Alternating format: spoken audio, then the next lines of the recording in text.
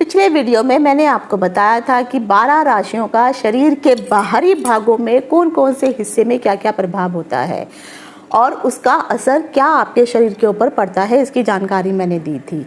आज के इस वीडियो में मैं आपको बताने वाली हूँ कि उन्हीं 12 राशियों का शरीर के भीतरी भाग में जो इंटरनल जो पार्ट्स होते हैं वहाँ पर उन कौन कौन सी राशि का क्या क्या प्रभाव होता है। क्योंकि एक चीज़ देखिए, जो भी राशि है, जो जो भाव है, अगर वो राशि उस भाव में बैठी है, अपने ही भाव में और अपनी ही राशि में अगर वो राशि बैठी हुई होती है तो आपके शरीर के उस अंग को वो पुष्ट करती है, अच्छा होता है। और वहाँ पर शरीर के जिस हिस्से में वो अपनी राशि स्वराशि होकर के बैठी है तो उस हिस्से में जो है दिक्कतें नहीं आती हैं, परेशानी नहीं आती हैं। लेकिन अगर वहीं पर कोई दूसरी राशि आ जाती है जो उसकी शत्रु राशि होती है तो शरीर के उसी हिस्से में परेशानी आनी शुरू हो जाती है।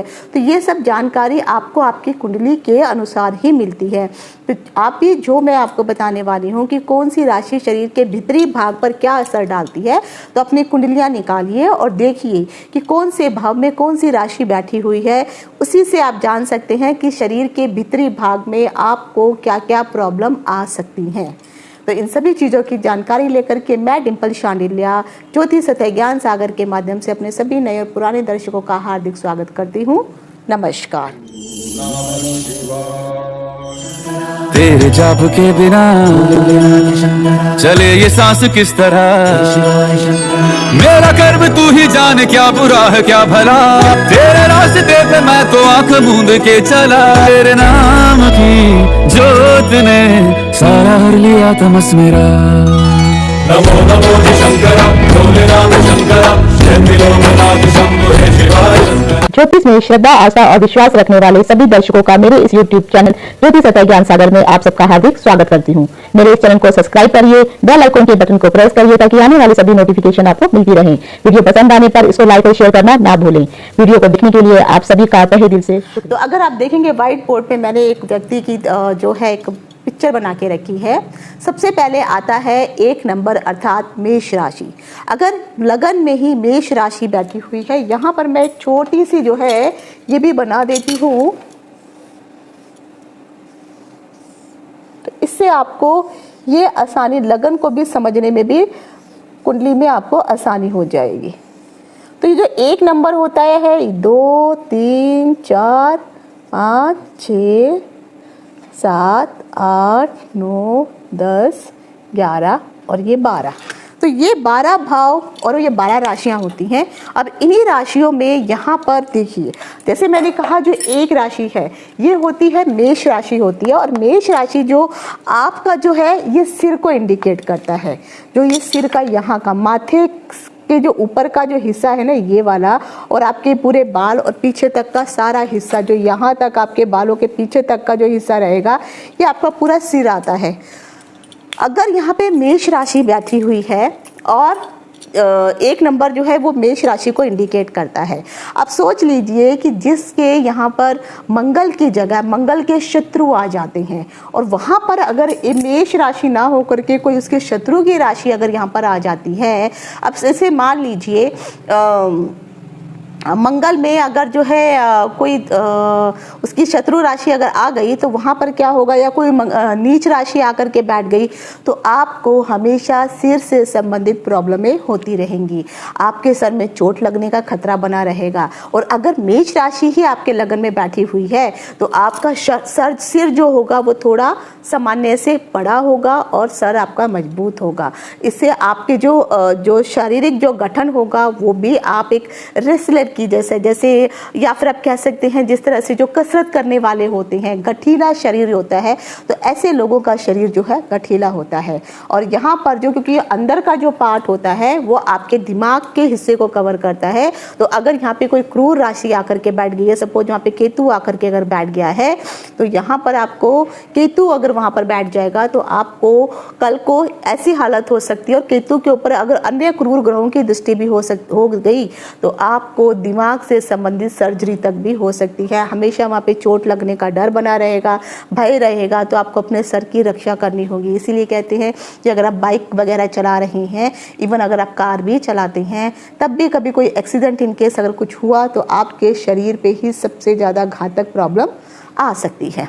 अब आ जाता है नंबर 2। नंबर 2 जो वाला हिस्सा होता है, ये होती है यहाँ पर इंटरनल पार्ट। अगर आप देखते हैं तो ये आपके गले के हिस्से को जो है ये नंबर 2 पे आ जाता है।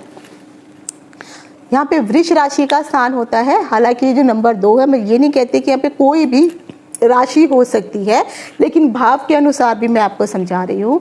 तो जो नंबर 2 है, अब यहाँ का हिस्सा जो है ये नंबर 2 कंठ की गली जो नली होती है, यानी यहाँ पे जो आप सोलो करते हैं जिसको हम विंड पाइप कहते हैं, फूड पाइप कहते हैं, तो यहाँ पर उसका प्रभाव होता है। अब जैसे कई लोगों को जो है टॉन्सिल हो जाते हैं, तो टॉन्सिल हमारे ये हिस्से में रहते हैं, यहाँ पर जो रहते हैं।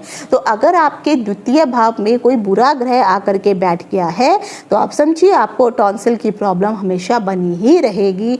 या फिर कई लोगों को आपने देखा है, मान लीजिए दूसरा भाव है और दूसरे भाव में आकर के कोई क्रूर ग्रह, अब जैसे मान लीजिए दूसरे भाव में मंगल आकर के बैठ गया है, तो या फिर राहु आकर के बैठ गया है, तो ऐसे लोगों की जो एक तो आपको जो है यहाँ पे सांस की नली की प्रॉब्लम बनी रहेगी अगर वहाँ पे राहु बैठा हुआ है। और राहु के बैठने के कारण आपको क्या होगा, पोल्यूशन से बहुत परेशानी होती रहेगी, तो सांस की दिक्कत लेने में आपको मुश्किल हो जाएगी। और खासकर जब गले में यहाँ पर आकर के कोई भी क्रूर ग्रह या पाप ग्रह आकर के बैठता है तो फिर वो आपको गले की जो फूड नली है या जो एयर की जो नली होती है वहाँ पे कोई ना कोई परेशानी होती रहती है। तो ऐसे लोगों को टॉन्सिल सबसे ज़्यादा परेशान करने वाले होते हैं। अब आ जाता है तीसरे, जो तीसरा भाव होता है वो आपके पड़ जाते हैं, यहाँ पर जो है हमें फेफड़े रहते हैं। तो ये फेफड़ों पर जो है तीसरी राशि जो होती है वो उसको मिथुन राशि कहते हैं। तो मिथुन राशि का जो प्रभाव है आपके फेफड़े और फेफड़ों के साथ ही साथ सांस जब आप ब्रीथ लेते हैं, तो जैसे मैंने कहा ये जो आपको फूड पाइप है, वो जो आपका कंठ की नली है वही आपके फेफड़े तक जाती है और फिर वहाँ से ही आपको जो विंड पाइप है, जो सांस लेने की जो नली है, उससे आप सांस लेते हैं। तो अगर यहाँ पर भी जो तीसरा भाव आता है, तो तीसरे भाव में अगर कोई क्रूर ग्रह आकर के बैठा हुआ है तो आपको छाती से संबंधित, फेफड़ों से संबंधित दमे का प्रॉब्लम हो सकता है, सांस लेने में मुश्किल हो सकती है। कई लोगों को छाती में जैसे पानी भर जाता है, लंग्स के प्रॉब्लम आ जाते हैं, पोल्यूशन से परेशान हो जाते हैं। तो अगर वहाँ पर इस तरह से कोई ग्रह बैठा हुआ है तो आपको ये इशू होने शुरू हो जाएंगे। तो जो बुध है वो आप, और जो तीसरा ग्रह, तीसरे नंबर का जो ग्रह होता है यानी मिथुन राशि, ये आपके भीतरी भाग में फेफड़ों को इंडिकेट करती है। अब मान लीजिए यहाँ पे 3 नंबर है, लेकिन यहाँ पर आकर के कोई दूसरा उसका जो है ग्रह आकर के बैठ गया है और वो उसका मित्र नहीं है, तो आगे चल के ये मुश्किलों का सामना उस व्यक्ति को करना पड़ता है। अब आ जाता है नंबर 4। तो ये आ गया आपका नंबर 3 का हिस्सा। अब नंबर 4 आता है, तो जो नंबर 4 का हिस्सा होता है वो आता है आपका यहाँ पर, जिसे हम कह सकते हैं पाचन शक्ति। पाचन शक्ति यानी आपके जो पेट के अंदर जो नलियाँ होती हैं, जब आप खाना खाते हैं तो कई लोगों को खाना डाइजेस्ट नहीं होता है। और जो 4 नंबर है वो कर्क राशि के अंतर्गत आता है, वो ये वाला है।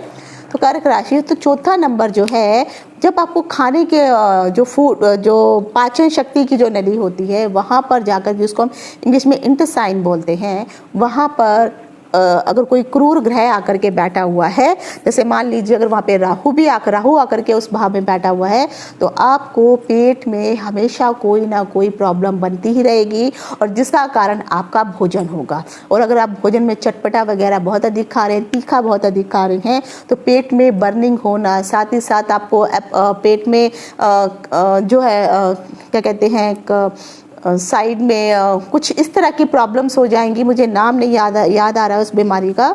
तो उस तरह से जो है आपको इशू होने शुरू हो जाएंगे और जो कारण होगा आपका खाना और आपका पीना होगा।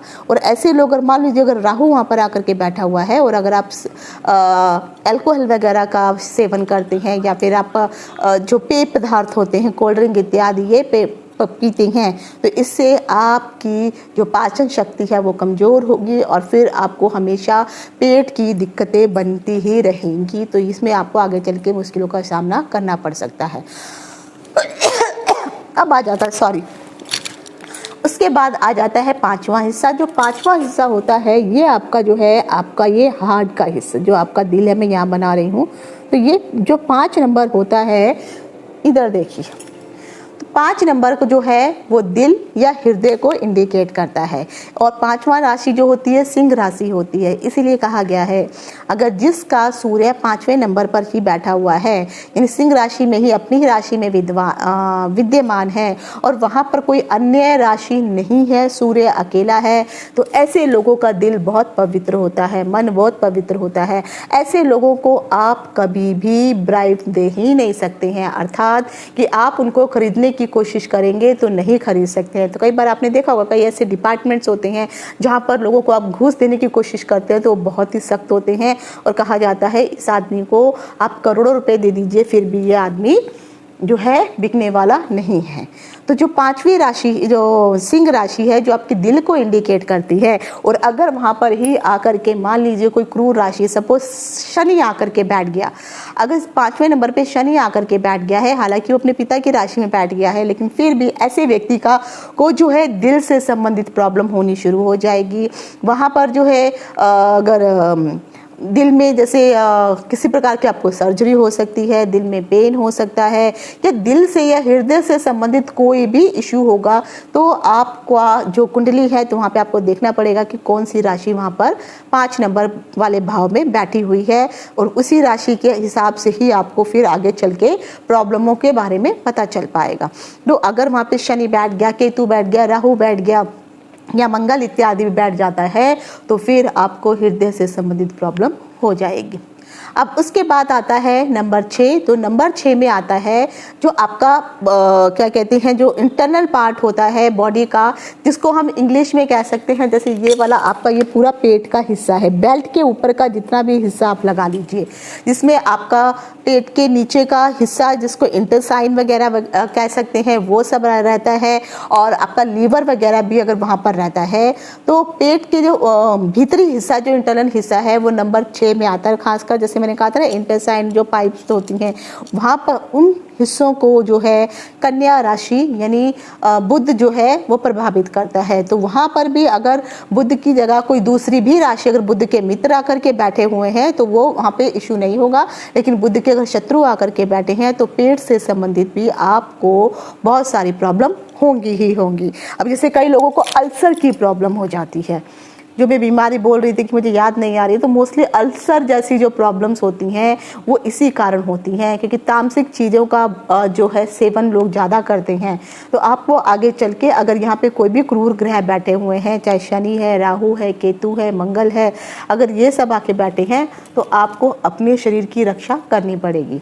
एक चीज़ मैं और कहना चाहती हूँ कि राशियों के 3 भाव होते हैं, आप इन चीज़ को जरूर ध्यान रखिए। यानी एक होती है चर राशि, एक होती है स्थिर राशि और एक होती है द्विस्वाप की राशि। अब आपको यही देखना है कि जो भी राशियां यहाँ पे बैठी हुई हैं, अब वहाँ पे वो चर राशि बैठी है, द्विस्वाप की राशि बैठी है या स्थिर राशि बैठी है, और इसी के अनुसार ही आगे चल के आपके भविष्य में जो भी आपको प्रॉब्लम होंगी या आगे खत्म होंगी या नहीं होंगी, ये राशियों के हिसाब से ही आपको पता चल पाएगा।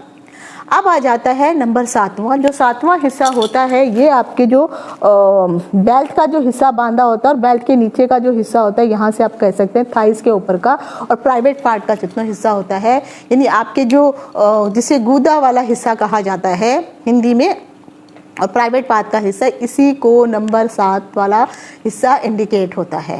यानी यहाँ पे तुला राशि जो है अपना स्वामित्व बना के रखती है। तो अगर वहाँ पर कोई भी क्रूर ग्रह आकर के बैठा हुआ है और जो शुक्र का शत्रु है, तो वहाँ पर ऐसे लोगों को जो है प्राइवेट पार्ट से संबंधित, यानी उनका जो लीवर है वहाँ से भी संबंधित उनको प्रॉब्लम होनी शुरू होती है।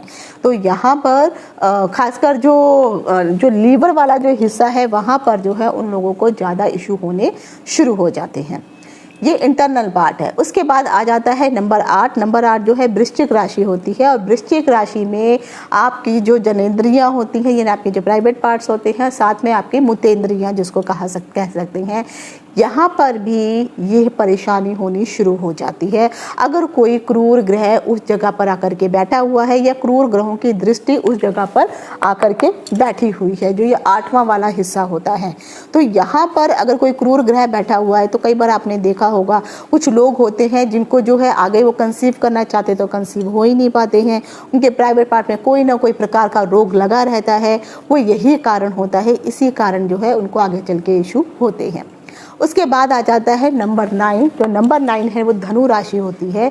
धनु राशि जो है आपके स्नायु तंत्र को बोला जाता है। स्नायु तंत्र का मतलब होता है आपके शरीर में जितनी भी जो नसें होती हैं, जो वेन्स होती हैं, उन नसों के अंदर जो खून बह रहा होता है उसी को स्नायु तंत्र कहते हैं।